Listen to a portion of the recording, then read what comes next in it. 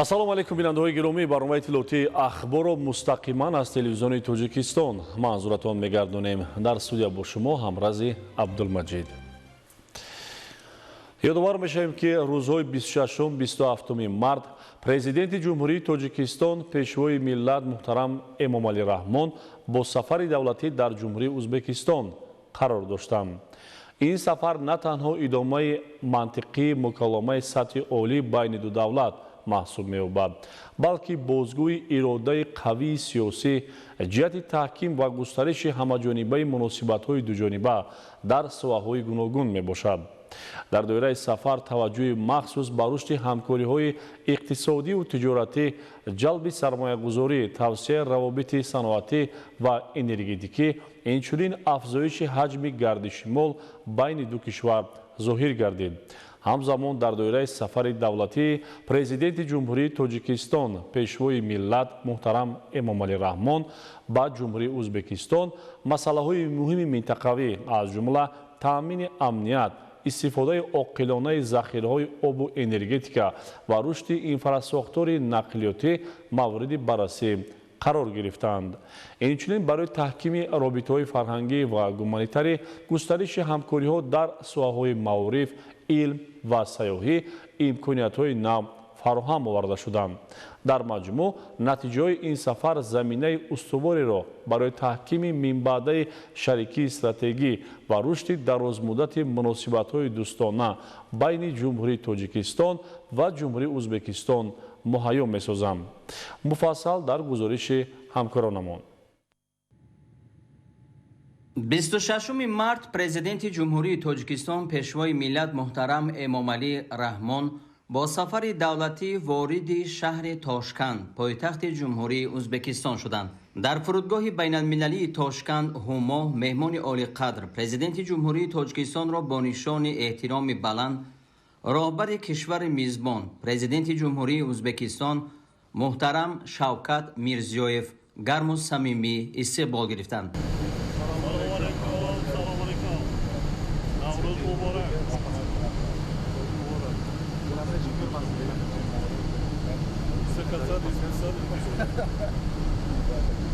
Assalomu alaykum.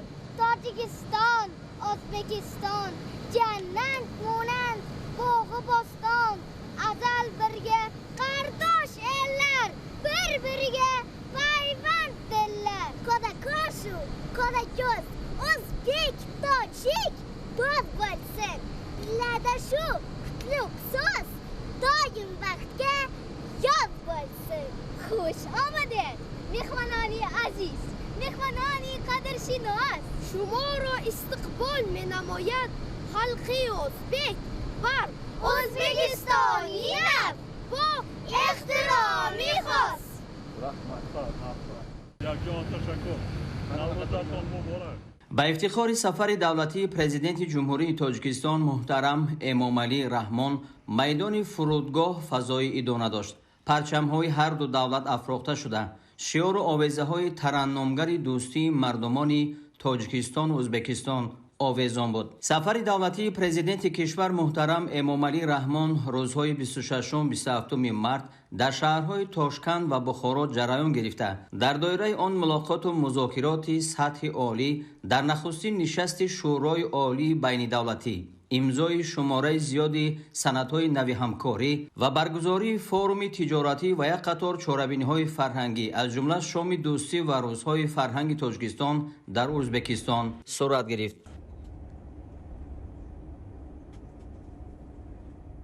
26 март дар доираи сафари давлатӣ дар ҷумҳурии Ӯзбекистон президенти ҷумҳурии Тоҷикистон пешвои миллат муҳтарам Эмомалӣ Раҳмон нахуст бо нишони эҳтиром ба таъриху фарҳанги мардуми ӯзбек дар назди муҷассамаи истиқлолият ва башардӯстӣ гулчанбар гузоштанд. дар маросими гулчанбаргузорӣ меҳмони олиқадр президенти ҷумҳурии Тоҷикистон муҳтарам Эмомалӣ Раҳмонро сарвазири ҷумҳурии Ӯзбекистон Абдулло Орипов ҳамроҳӣ намуданд.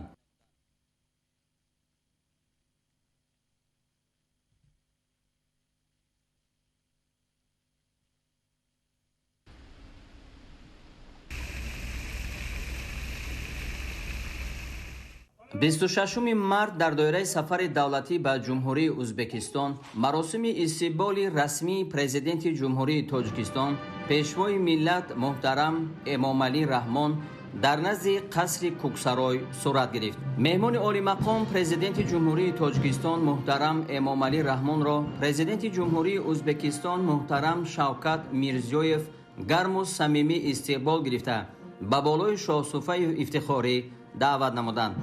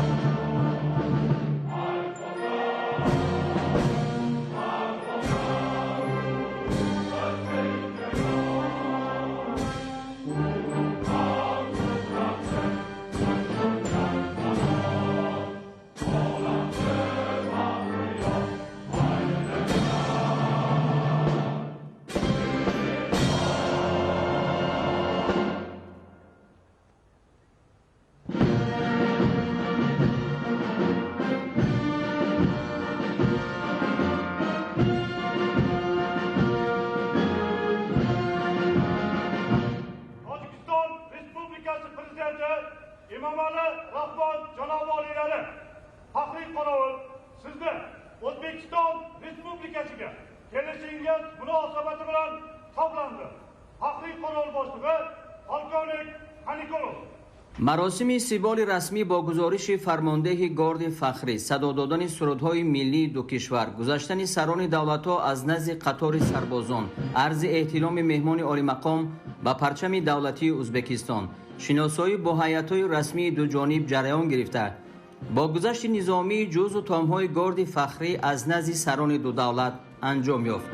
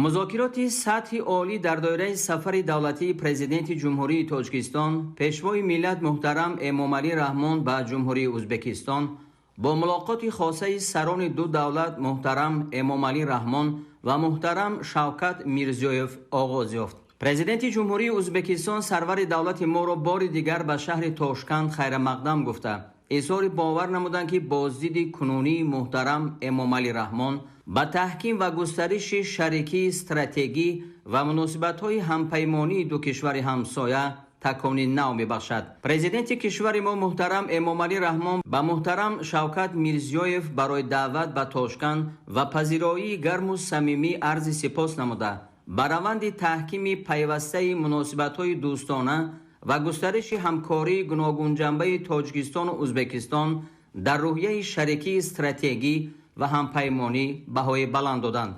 محاکمه حالت کنونی و دورنمای مناسبت‌های دوستی و همکاری گوناگون پهلوی تاجیکستان و ازبکستان سپس در نخستین نشست شورای عالی بین دولتی با اشتراک هیئت‌های رسمی دو جانب ادامه یافت. گفت و شنیدهای رسمی دو جانب با سخنان تبریکی به مناسبت جشن بین‌المللی نوروز که برای هر دو کشور همسایه ارزش والای تاریخی و فرهنگی دارد آغاز یافت. ضمن نشست نخستین شورای عالی بین دولتی که تأسیس آن نشانه به سطح بلند رسیدن مناسبت‌های شریکی استراتژی و همپیمانی دو کشور همسایه ارزیابی گردید، مجموعی وسیع مسائل تحکیم و گسترش همکاری دو جانبه بررسی شد.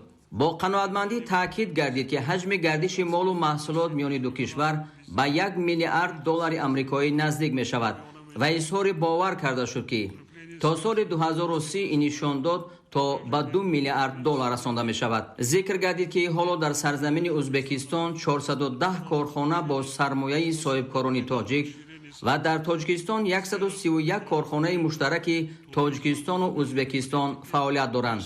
این آمار نشانه نمایان گسترش همکاری‌های سرمایه‌گذاری میان دو کشور همسایه نامیده شد. همچنین فراهم آوردن شرایط مساعد برای رفت و آمد شهروندان میان دو کشور از جمله با مقصد سیاحی یکی از دستاوردهای مهم جانب‌ها در سالهای اخیر ارزیابی کرده شد.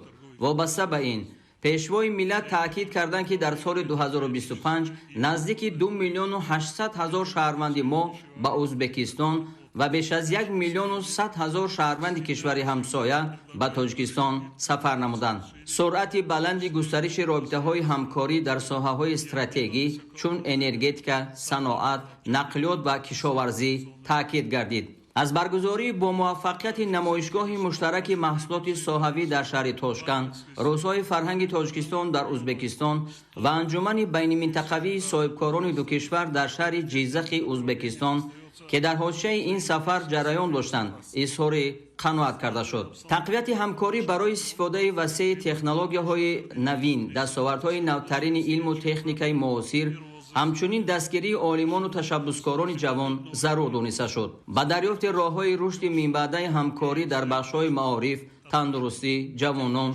ورزش و سیاحی توجه زیاد ظاهر گردید. تحکیم همکاری میان ساختارهای حفظ حقوق و ترتیبات هم از موضوعهای مهم مذاکرات بود.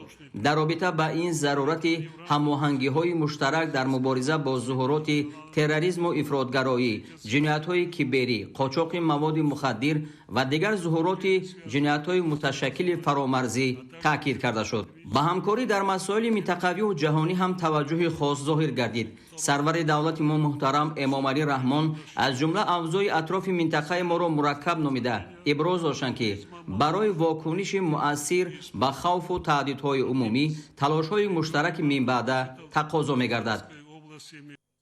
در تالار قصر کوکسرای در دایره سفر دولتی پرزیدنت جمهوری تاجیکستان در جمهوری ازبکستان سران دولت‌ها محترم امامعلی رحمان و محترم شوکت میرزیویف در مراسم آغاز بنیاد و افتتاح یک قطار انشاءات در حدود جمهوری تاجیکستان و جمهوری ازبکستان اشتراک نمودند.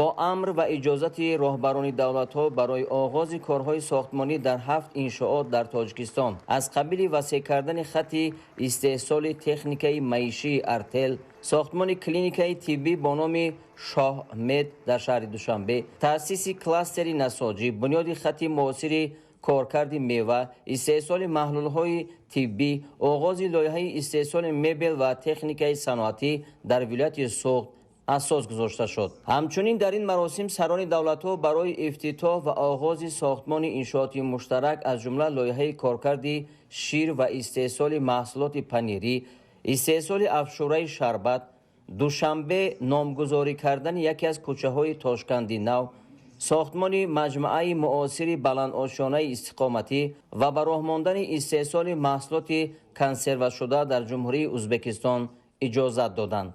در مجموع در مراسم مجازی برای تطبیق 12 لایحه و بنیاد انشاءات رسما اجازت داده شد.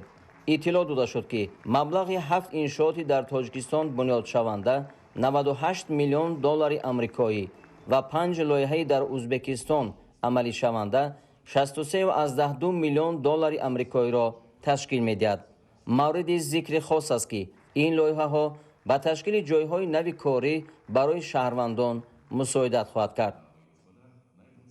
26 مارد در دایره سفر دولتی پرزیدنت جمهوری تاجیکستان پیشوای ملت محترم امامعلی رحمان به جمهوری ازبکستان در یکجایگی با پرزیدنت جمهوری ازبکستان محترم شوکت میرزیویف با آغاز کارهای ساختمانی کارخانه نوی شرکت مشترک ارتل اوستو الکترونیکس اوید به استحصال تکنیک‌های معیشی در دایره مرحله سوم فعالیت استحصالی آن در شهر دوشنبه و با کارهای ساختمانی کارخانه مشترک استحصال مبل در شهر ترسونزاده به طور فاصلوی آغاز رسمی بخشیده شد. ضمن معرفی لایحه اطلاع داده شد که شرکت مشترک ارتل اوستو الکترونیکس فعالیت استحصالی خود را در شهر دوشنبه سال 2020 آغاز نموده تا امروز 9 نمود تکنیک‌های گوناگون معیشی را در 2 مرحله استحصالی به راه مانده است. اقتدار سالانه استحصالی کارخانه تا سال 2025 با زیاده از 198,000 تکنیک‌های معیشی رسانیده شده، شماره جایهای کاری تا 130 نفر رسانیده شد. طبق نقشه در مرحله سوم اقتدار سالانه استحصالی کارخانه نو تا به 500,000 تکنیک‌های معیشی رسانیده شده، شماره جایهای کاری تا 300 نفر را در بر خواهد گرفت. کارهای ساختمانی کارخانه نو که در منطقه اقتصادی شهر دوشنبه در محله ارباب خاتون جایگیر است، ماه مارت سال جاری آغاز گردیده در مدت 1.5 سال به انجام رسانیده می شود. تأسیس کارخانه مشترک ارتل اوستو الکترونیکس جوابگوی موافقه‌های راهبران عالی هر دو دولت بوده با رشد استوار اقتصادی و اجتماعی و تحکیم مناسبت‌های دوستی و برادرانه و حسن همجواری تاجیکستان و ازبکستان سهم بارز می‌گذارد. همزمان ضمن معرفی لایحه ساختمان کارخانه مشترک استحصال مبل در شهر ترسونزاده اطلاع داده شد که کارخانه مشترک استحصال مبل در شهر ترسونزاده در مساحت عمومی 50 صد زمین بنیاد گردیده در آن نمودهای گوناگون مبل و درهای زمانوی استحصال کرده می شود. در نظر است که پس از به استفاده دادن کارخانه سالانه تا 50,000 در و زیاده از 20,000 محصولات گوناگون مبل استحصال گردد. کارخانه مشترک استحصال مبل با جلب سرمایه خارجی با مقصد سهمگذاری در تطبیق یکی از هدف‌های استراتژی حکومت جمهوری تاجیکستان صنعت‌کنی با سرعت کشور با مبلغ 3 میلیون دلار آمریکایی بنیاد کرده می شود. بعد از مورد استفاده قرار گرفتن کارخانه 20 نفر متخصص با جای کار دائمی تامین می‌گردند. بنیاد این کارخانه با تحکیم همکاری‌های اقتصادی و رشد استحصالات وطنی مساعدت خواهد کرد. ذکر گردید که تامین امکانیت‌های استحصالی معاصر و استحصال محصولات باصفت در مرکز توجه مسئولان قرار داشته، تطبیق لایحه در رشد اقتصادی ملی و بلند برداشتن صفت محصولات نقش مهم خواهد داشت. این اقدام در دایره مناسبت‌های دوستانه و شریکی استراتژی میان جمهوری تاجیکستان و جمهوری ازبکستان مخصوصاً بین سران دولت‌ها محترم امامعلی رحمان و محترم شوکت میرزیویف عملی گردیده برای رشد منبعد اقتصادیات هر دو کشور دوست زمینه مساعد فراهم می‌آورد. در سالهای صاحب استقلالی زیر سیاست خردمندانه و دوربینانه اساسگذار صلح و وحدت ملی پیشروی معظم ملت پرزیدنت جمهوری تاجیکستان محترم امامعلی رحمان در دایره هدف چهارم استراتژی صنعت کنونی با سرعت کشور و سالهای رشد صنعت روند بنیاد و با استفاده دادن کارگاه و کارخانه‌های نوی استحصالی در تمام شهر و ناحیه‌های جمهوری از آن جمله در شهر ترسونزاده وسعت تازه پیدا نمود. дар ин давра дар шаҳри турсунзода коргоҳу корхонаҳои нави саноатӣ бо технологияи муосир бунёд шуданд, ки имрӯзҳо онҳо зиёда аз 100 номгӯи маҳсулоти саноатӣ истеҳсол менамоянд. ҳамзамон барои рушди соҳаи саноати мамлакат имрӯз бо ташаббуси президенти ҷумҳурии Тоҷикистон пешвои миллат муҳтарам Эмомалӣ Раҳмон ба таври маҷозӣ ба корҳои сохтмони корхонаи муштараки истеҳсоли мебел дар шаҳри Турсунзода оғоз бахшиданд, ки дар он мебел ва дарҳои замонавӣ истеҳсол мешаванд ва албатта ба истифода додани корхонаи мазкур ҳаҷми истеҳсоли маҳсулоти саноатӣ афзоиш меёбад ва ҷойҳои нави корӣ низ ташкил карда мешаванд. тоҷикистон ва ӯзбекистон ду кишвари ба ҳам дӯсту ҳамсоя дар доираи ҳамкориҳои судманд, ки таи солҳои охир бо шарофати сиёсати неку бо барори сарони давлатҳо муҳтарам Эмомалӣ Раҳмон ва муҳтарам Шавкат Мирзиёев густариш ёфт, ба таъсиси коргоҳу корхонаҳои саноатии муштарак таваҷҷӯҳи бештар доранд. инак дар доираи ҳамкориҳои дуҷониба президенти ҷумҳурии Тоҷикистон муҳтарам Эмомалӣ Раҳмон ва президенти ҷумҳурии Ӯзбекистон муҳтарам Шавкат Мирзиёев ба татбиқи боз як лоиҳаи муштарак сохтмони лоиҳаи истеҳсоли маҳсулоти чармӣ дар шаҳри Гулистони вилояти Соғд ба таври маҷозӣ оғоз бахшиданд. бунёду муҷаҳҳазсозии корхонаи истеҳсоли маҳсулоти чармӣ, ки барои ҳарду кишвар манфиатовар аст, бо сармоягузории ҷамъияти дорои масъулияти маҳдуди Сомончарми ҷумҳурии Тоҷикистон ва ҷамъияти саҳомии кушодаи Юксалиш чармсаноати ҷумҳурии Ӯзбекистон амалӣ карда мешавад. O'zbekiston va Tojikistonda Munosabatҳои ҷумҳурии Тоҷикистон ва ҷумҳурии Ӯзбекистон бо tashabbusҳои роҳбарони ду давлат густариш ёфта дар соҳаи саноат таъсиси корхонаҳои муштарак бештар мегардад. Иқдоми навбатӣ идомаи мантиқии ин раванд аст. Мо нақша дорем, ки дастгоҳу таҷҳизоти муосири истеҳсолиро аз Туркия ва Италия харидорӣ насб намуда, баробари таъмини талаботи бозори дохилӣ ҳаҷми содиротро ба кишварҳои хориҷи дуру наздик афзоиш диҳем. Бо татбиқи лоиҳаи мазкур имкон фароҳам меояд, ки дар як шабонарӯз то 10 000 пӯсти чорвои калон мавриди коркард қарор гирад. иттилоъ дода шуд, ки ҳудуди ҷамъияти дорои масъулияти маҳдуди Сомончарм бештар аз 2 гектар буда, ҳоло дар ин корхонаи саноати ашёи хом пӯсти чорвои калон ҳамагӣ 70% коркард ва маҳсулоти нимтайёр пурра ба хориҷи мамлакат аз ҷумла ҷумҳурии Ӯзбекистон, ҷумҳурии мардумии Чин, Федератсияи Русия ва кишварҳои Аврупо содирот карда мешавад.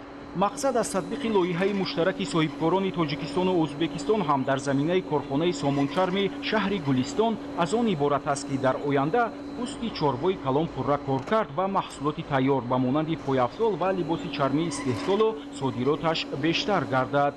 то ин дам ҷамъияти мо дар як шабонарӯз 1600 адад ашёи хомро коркард мекард. баъд аз он ки дастгоҳу таҷҳизоту технологияи муосир ворид менамоем, дар як шабонарӯз имконият дорад, ки то 10 000 адад ашёи хомро коркард намояд. инчунин дар айни ҳол дар ҷамъият 32 нафар кормандон бо ҷои кори доимӣ таъмин мебошанд. баъд аз дастгоҳу таҷҳизотҳои нав ворид кардан ва васеъ намудани фаъолият, ҷамъият имконият дорад, ки зиёда аз 100 нафар сокинони маҳаллиро бо ҷои кори доимӣ таъмин намояд. давоми солҳои охир иқдомҳои муштараки соҳибкорону сармоягузорони ҷумҳурии Тоҷикистон ва ҷумҳурии Ӯзбекистон дар самти таъсиси коргоҳу корхонаҳои саноатӣ самари бештар ба бор овард ва дар оянда ҳам ин раванд дар заминаи ташаббусҳои неку созандаи сарони ду давлати ба ҳам дӯсту ҳамсоя муҳтарам Эмомалӣ Раҳмон ва муҳтарам Шавкат Мирзиёев боз ҳам тақвият меёбад. пас аз анҷоми мулоқоту музокироти сатҳи олии Тоҷикистон ва Ӯзбекистон бо иштирок ва дар ҳузури сарони давлатҳо маросими имзои санадҳои нави ҳамкорӣ сурат гирифт. нахуст роҳбарони ду давлат муҳтарам Эмомалӣ Раҳмон ва муҳтарам Шавкат Мирзиёев зери изҳороти муштараки президенти ҷумҳурии Тоҷикистон ва президенти ҷумҳурии Ӯзбекистон дар бораи таъмиқи муносибатҳои шарикии стратегӣ ва ҳампаймонӣ имзо гузоштанд.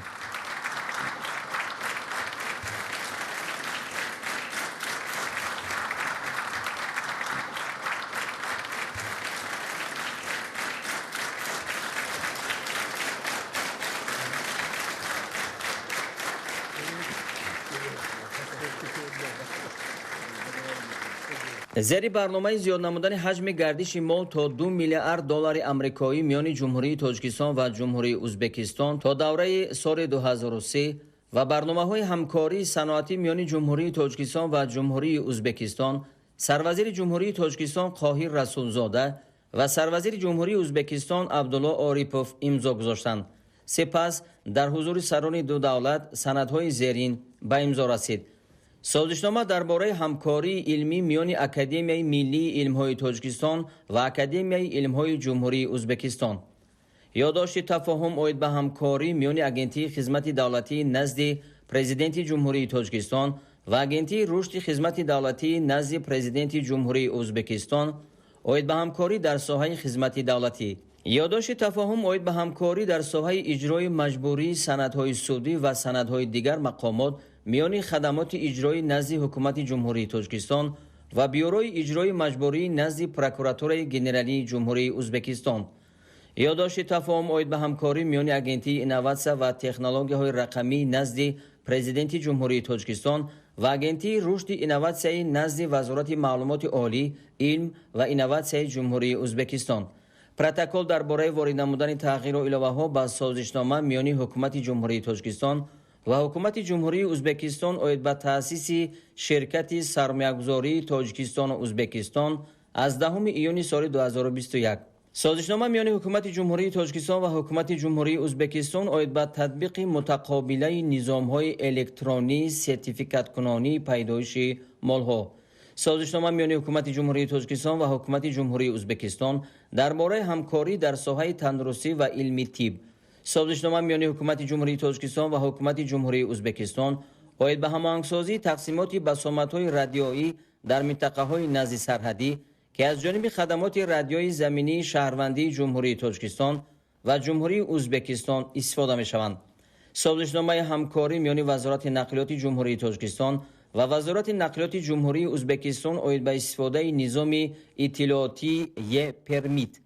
یادداشت تفاهم بین کمیته تحصیلات ابتدایی و میانه کسبی نزد حکومت جمهوری تاجیکستان و اگنتی تحصیلات کسبی نزد وزارت تحصیلات عالی، علم و اینواسیون جمهوری ازبکستان درباره همکاری در ساحه تحصیلات کسبی. نقشه چهاربینی‌ها اوید به تطبیق سازشنامه همکاری میان وزارت صنعت و تکنولوژی‌های نو جمهوری تاجیکستان و وزارت سرمایه‌گذاری، صنعت و سودای جمهوری ازبکستان در ساحه تکنولوژی و اینواسیون برای سالهای 2026-2028.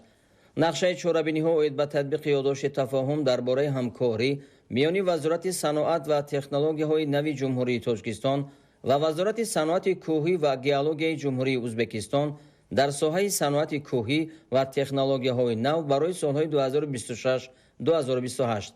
یادداشت تفاهم درباره همکاری میان وزارت مالیه جمهوری تاجیکستان و وزارت اقتصاد و مالیه جمهوری ازبکستان.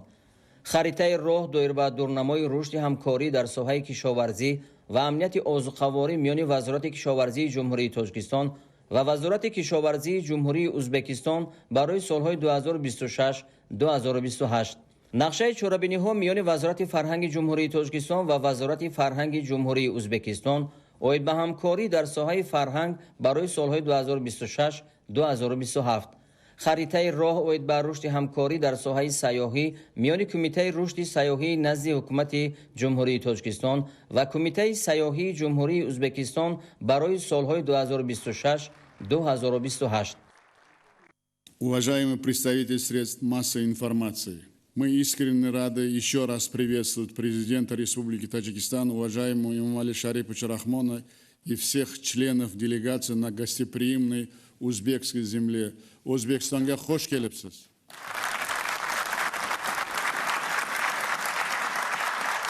В начале выступления хочу особо отметить, что мы в Узбекистане, как близкие соседи, искренне рады высоким достижениям братского Таджикистана. В сложных условиях мировой экономики в стране обеспечивается устойчивый рост ВВП и инвестиций, сдерживается инфляция, повышаются реальные доходы населения. Я еще раз хочу пожелать вам больших успехов, уважаемые журналисты. Таджикистан наш надежный союзник и стратегический партнер.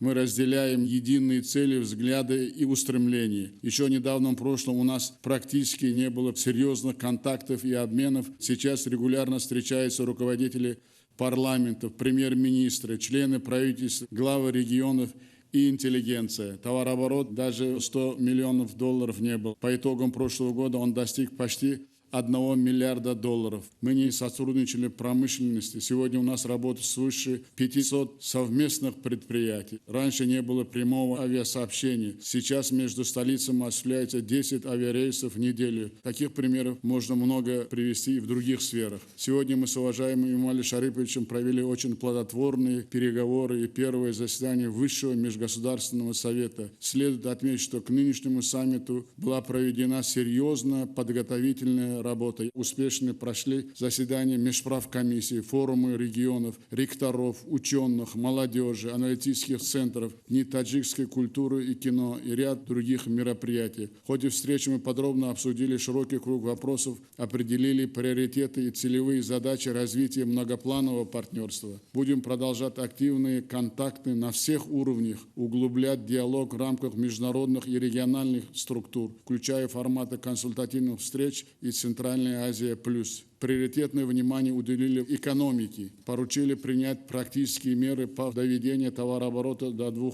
миллиардов долларов. В этих условиях будем ускорять создание торговой зоны Айбек-Фатахабад. Кроме того, подготовили отдельную программу кооперации с конкретными проектами в сфере энергетики, геологии, текстиля, сельского хозяйства и многих других направлений. Для продвижения условий активно использовать возможность совместной инвестиционной кампании. Еще одним важным направлением сотрудничества, которое мы подробно обсудили, стала транспортно-транзитная сфера.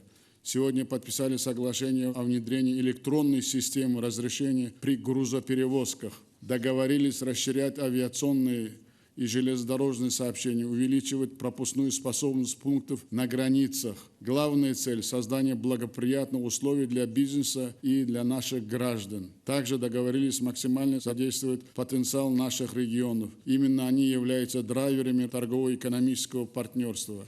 Отдельно обсудили плодотворное сотрудничество в водно-энергетической сфере. Намерение вместе продвигать крупные зеленые энергетические проекты, в том числе Саравшанскую и Аванскую гидроэлектростанции. Будем также расширять взаимодействие в области водораспределения в регионах, автоматизации и цифровизации водных объектов. Надежным мостом дружбы между нашими народами являются культурно-гуманитарные связи.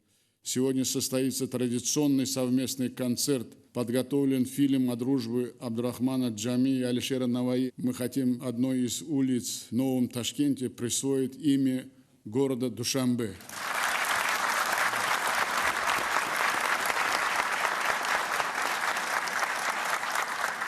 В целом договорились продолжать активные обмены в области образования, туризма, молодежи на основе годового календаря. Мы также договорились продолжить активную поддержку, обеспечивать благоприятные условия для таджикской диаспоры в Узбекистане и узбекские диаспоры в Таджикистане с целью повсеместного развития культурных центров, сохранения родных языков, традиции и обычаи наших народов. В этих целях будет разработана комплексная программа сотрудничества в культурно-гуманитарной сфере, также предусматривающая получение образования на родных языках. Дорогие друзья, вы видите, насколько насыщенная и масштабная повестка нашего сотрудничества. По итогам плодотворных переговоров мы приняли совместное заявление и подписали солидные решения. Главное, что это твердые договоренности, которые будут работать с сегодняшнего дня. В этой связи я еще раз хочу искренне поблагодарить вас, уважаемый Эмомали Шарипович, за поддержку совместных проектов и программ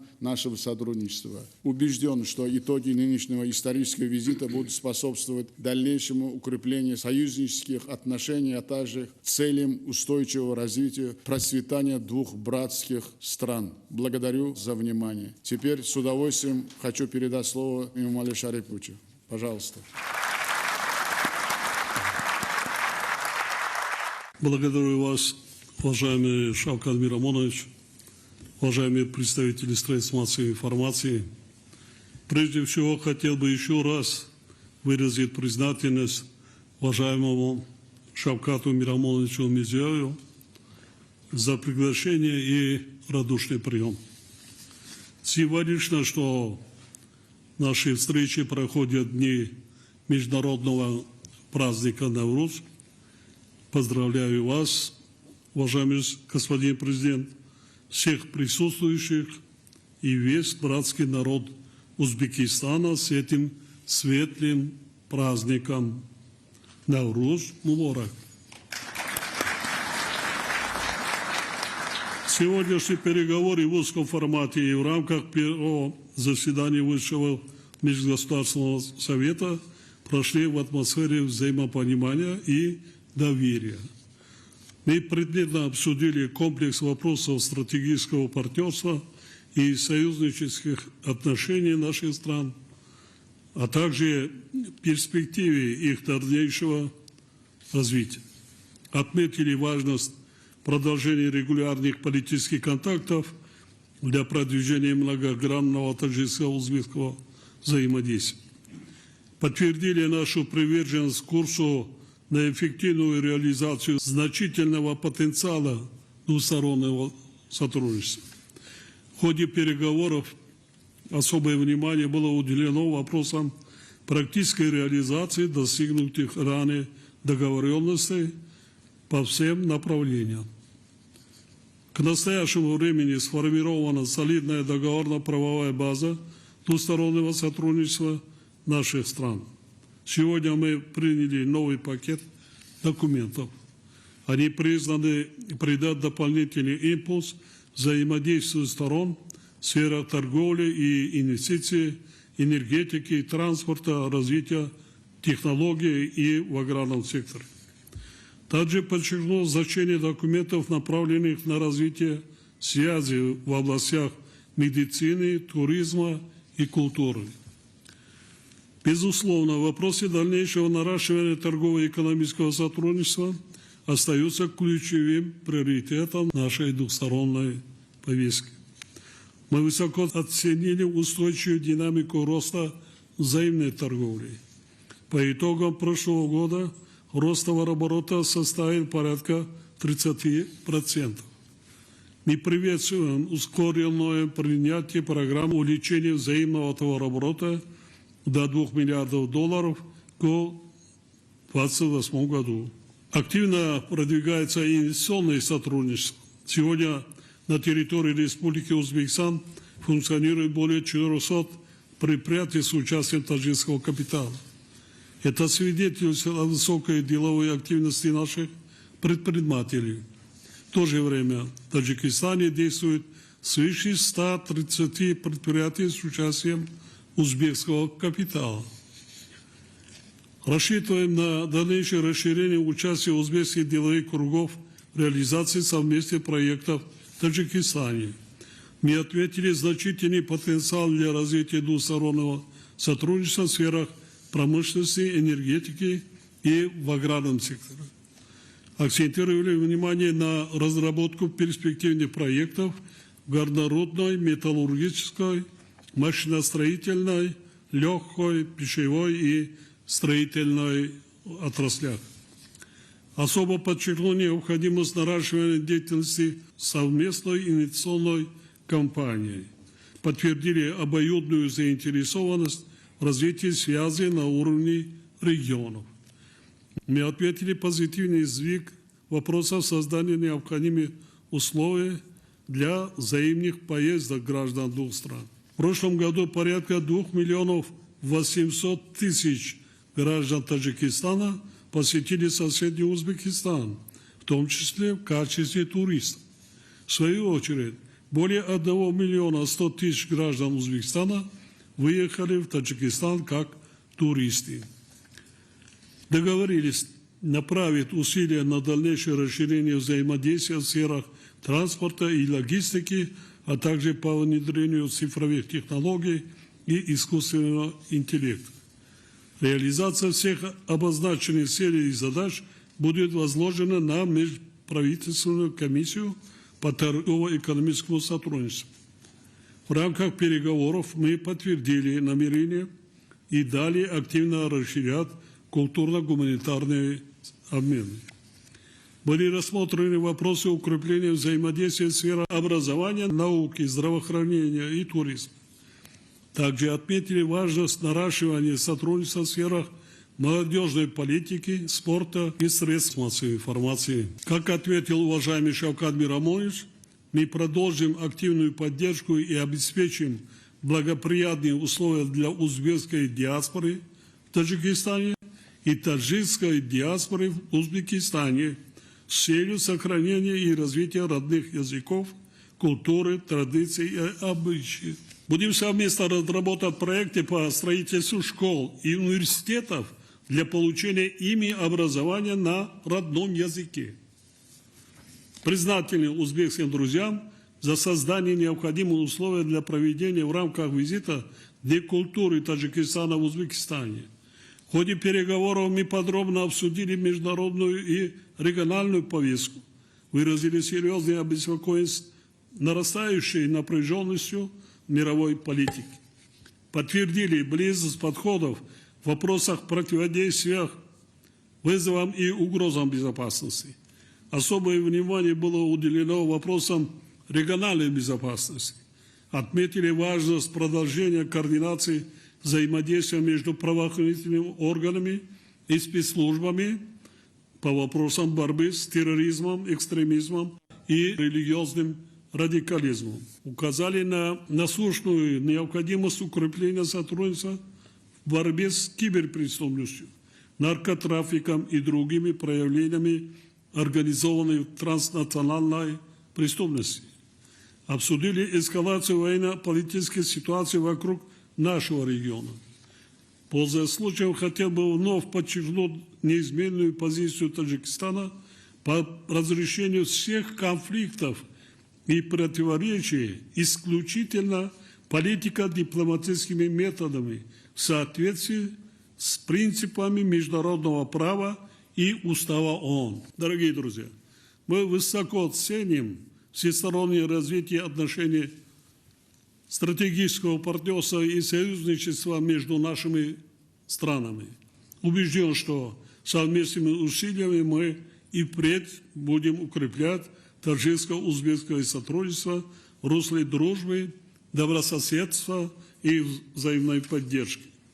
Несомненно, решения, принятые в рамках первого заседания Высшего межгосударственного совета, будут способствовать эффективному достижению намеченных целей, отвечающих интересам двух братских народов. Я с большим удовольствием пригласил президента Республики Узбекистан, уважаемого Шавкат Мирамоновича Мирзиёева, посетить республику. бинои муосиру хуштарҳи сафорати ҷумҳурии тоҷикистон дар ҷумҳурии узбекистонро мавриди баҳрабардорӣ қарор доданд.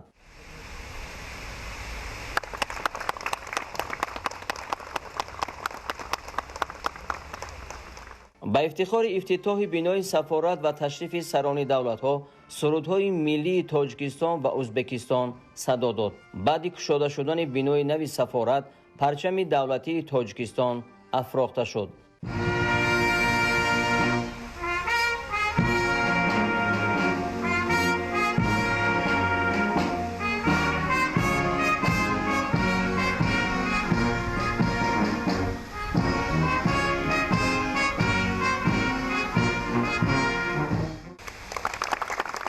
президенти ҷумҳурии тоҷикистон муҳтарам Эмомалӣ Раҳмон ва президенти ҷумҳурии Узбекистон муҳтарам Шавкат Мирзиёев аз маҷмӯаи сафорат боздид ба амал оварда дар китоби меҳмонони олимақом бо орзуву ниятҳои нек ба хотири таъмиқи муносибатҳои дӯстӣ, бародарӣ ва ҳамсоягӣ миёни ду кишвар соядаст гузоштанд. мавриди зикри хос аст ки муносибатҳои дипломатӣ миёни ҷумҳурии тоҷикистон ва ҷумҳурии Узбекистон 22 октябри соли 1992 барпо шудааст. дар шаҳри Душанбе сафорати ҷумҳурии Узбекистон фаъолият дорад. ёдовар мешавем ки бинои нави сафорати ҷумҳурии Узбекистон дар шаҳри Душанбе 19 апрели соли 2024 дар доираи сафари давлатии президенти ҷумҳурии Узбекистон аз тарафи сарони ду давлат муҳтарам Эмомалӣ Раҳмон ва муҳтарам Шавкат Мирзиёев 26 март дар доираи сафари давлатии президенти ҷумҳурии Тоҷикистон дар ҷумҳурии Узбекистон сарони давлатҳо муҳтарам Эмомалӣ Раҳмон ва Шавкат Мирзиёев дар қасри ҳамоишҳои байналмилалии Узбекистон дар барномаи фарҳангии шоми дӯстии ходимони санъати Тоҷикистон ва Узбекистон иштирок намуданд. баргузории ин ҳамоиши фарҳангӣ ادامه منطقی عنعنه نیکی مناسبت‌های دوستی، برادری، همسایگی، خویش و تباری و رشد و گسترش همکاری گوناگون جنبه به منفعت مردمان هر دو کشور میباشد. برگزاری کنسرت استادان صنعت تاجیکستان و ازبکستان تحت عنوان شام دوستی را میتوان نمونه بهترین همکاری فرهنگی میان مردمان دو کشور معنی داد نمود. کنسرت تنتنوی شام دوستی با برنامه رنگین و پرمحتوای اهل فرهنگ و صنعت دو کشور که ترنمگر دوستی مردمان تاجیکستان و ازبکستان میباشد خوش و خاطرمان جریان گرفت.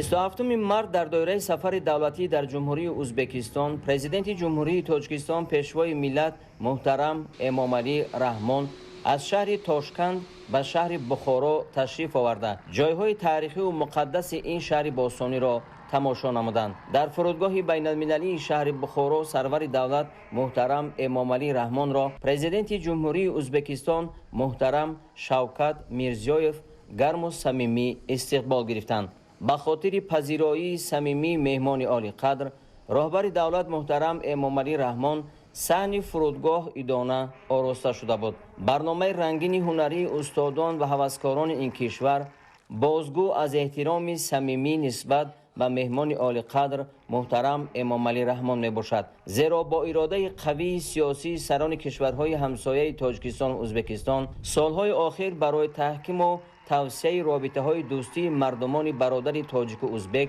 قدم های استوار گذاشته شده بسیار تدبیرهای سازنده عملی می گردد.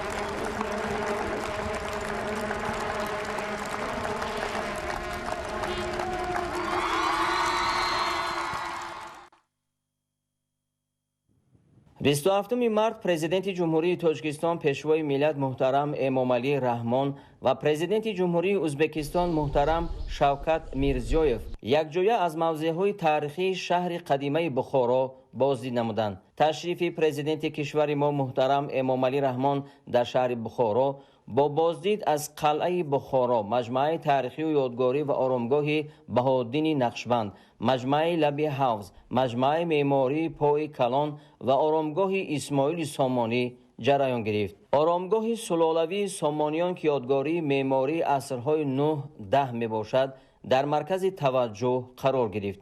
иттилоъ дода шуд ки оромгоҳи сомониён ҳамчун яке аз дурдонаҳои санъати меъморӣ маҳсули дасти ҳунармандони он замон аст. ин бинои хуштарҳу басозебо ки анъанаҳои меъмории бостониро дар хеш таҷассум кардааст. охири асри 9 бо фармони арбоби бузурги давлатӣ исмоили сомонӣ дар болои турбати падари ӯ аҳмад ибн асад бунёд гардидааст. дар дохили оромгоҳ ҳамчунин худи исмоил, писари ӯ насри ду ва чанде аз аҳли ин авлод хуфтаанд.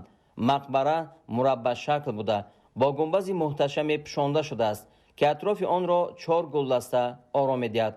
дар 4 гӯшаи он 4 бурҷ устувор аст ки асос ва қисми болоии деворро ба ҳам пайваста таносубу мавзуният ва салобати оромгоҳро меафзоянд. оромгоҳи сомониён ҳамчун мазори исмоили сомонӣ шинохта шуда тақрибан ягона иншоотест ки аз замони сомониён ба таври комил боқӣ мондааст.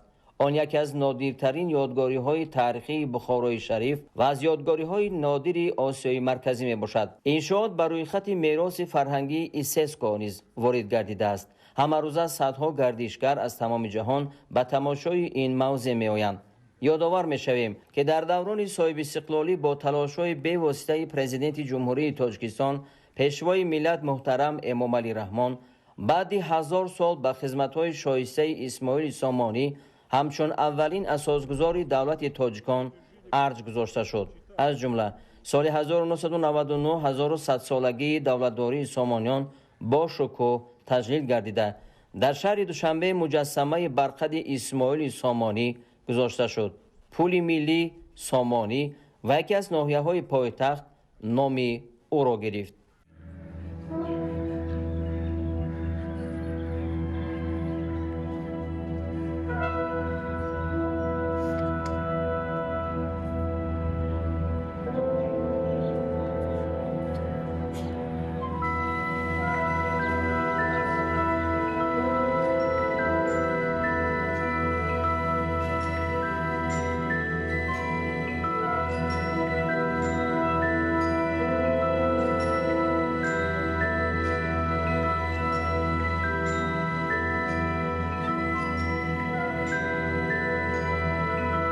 اومدید به بخارای شریف بد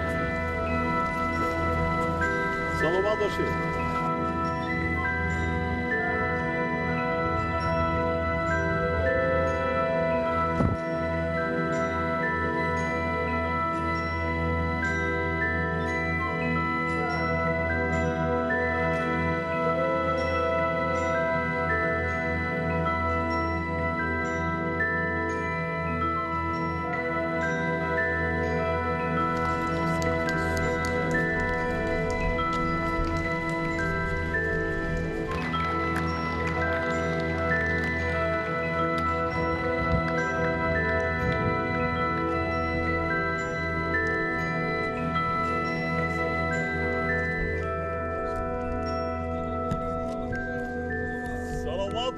سلامت باشید.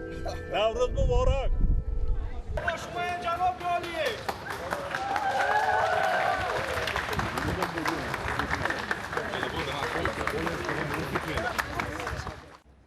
27 март дар доираи сафари давлатӣ дар ҷумҳурии ӯзбекистон президенти ҷумҳурии тоҷикистон пешвои миллат муҳтарам эмомалӣ раҳмон бо президенти ӯзбекистон муҳтарам шавкат мирзиёев дар шаҳри бухоро аз корхонаи саноатии мергантекс боздид намуданд.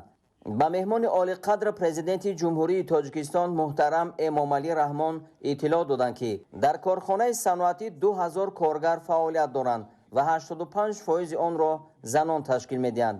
дар корхона ки соли 1993 таъсис ёфтааст زنجیره استحصالی در کارگاه‌های رشته، مطابافی، رنگ و بارکنی و دخت کورتا پر براه مانده شده است. اقتدار استحصالی کارخانه 1 میلیون دانه کورتا می باشد. بعد بازدید از کارخانه صنعتی، پرزیدنت جمهوری تاجیکستان محترم امامعلی رحمان به راهبران مربوطه ساحه‌های کشاورزی و صنعت تاجیکستان سپارش دادند که با همین گونه کارخانه‌های کشور همسایه همکاری پرثمر را به راه مانند.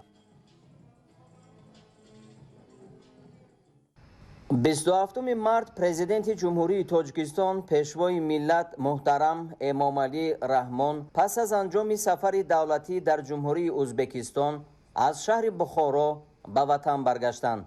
در فرودگاه بین المللی شهر بخارا با نشان احترام بلند به مهمان عالی قدر، پرزیدنت جمهوری تاجیکستان محترم امامعلی رحمان را پرزیدنت جمهوری ازبکستان محترم شوکت میرزیویف صمیمانه گسیل نمودند.